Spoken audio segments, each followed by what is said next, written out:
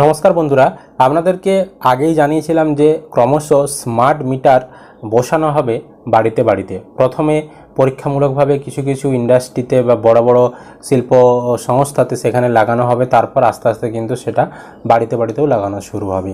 এবার কিন্তু এই স্মার্ট মিটার, ইলেকট্রিকের যে স্মার্ট মিটার তা লাগানোর জন্য একটি করে এসএমএসও কিন্তু মোবাইলে পাঠানো হচ্ছে। তো এসএমএসে কী বলা হচ্ছে সমস্ত বিষয়টা আজকের ভিডিওতে আমরা আলোচনা করব। তার আগে ছোট্ট একটি অনুরোধ, চ্যানেলে নতুন হলে চ্যানেলটিকে সাবস্ক্রাইব করতে ভুলবেন না। আর যারা ফেসবুক থেকে ভিডিওটি দেখছেন পেজটি ফলো করে রাখবেন, আর বন্ধুদেরকে ভিডিওটি শেয়ার করে তাদেরকেও কিন্তু খবরটি জানতে সাহায্য করবেন।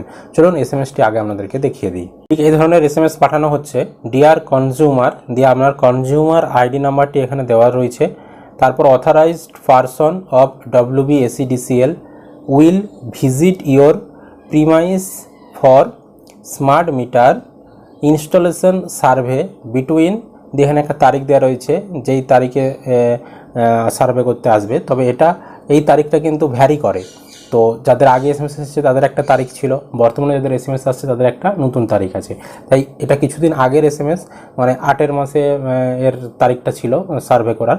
তো আবার বর্তমানে এখন যেগুলো আসছে তাদের সার্ভে ডেট এখন এই মাসে রয়েছে, মানে এই 9-এর মাসে কিন্তু রয়েছে। তো এখানে কি বলা হচ্ছে যে স্মার্ট মিটার যে বসানো হবে, ইনস্টলেশন করা হবে আপনার যে কনজিউমার আইডি, সেই কনজিউমার আইডির বেসিসে।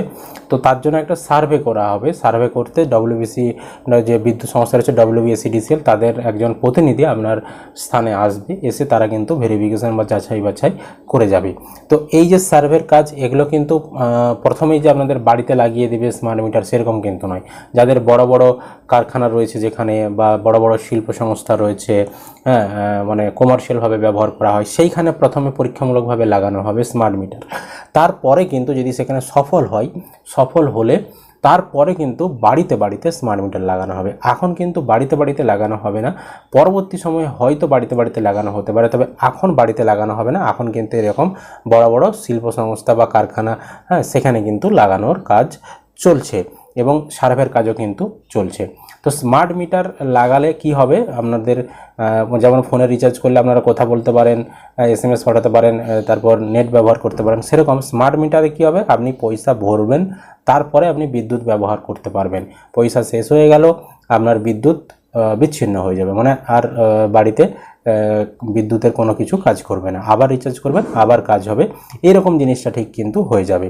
তো অনেক উপকারও রয়েছে, অনেক অপকারও রয়েছে, সেগুলো আমরা আগে আমাদেরকে জানিয়েছিলাম যখন প্রথমে স্মার্ট মিটারের বিষয়টা উঠে এসেছিল।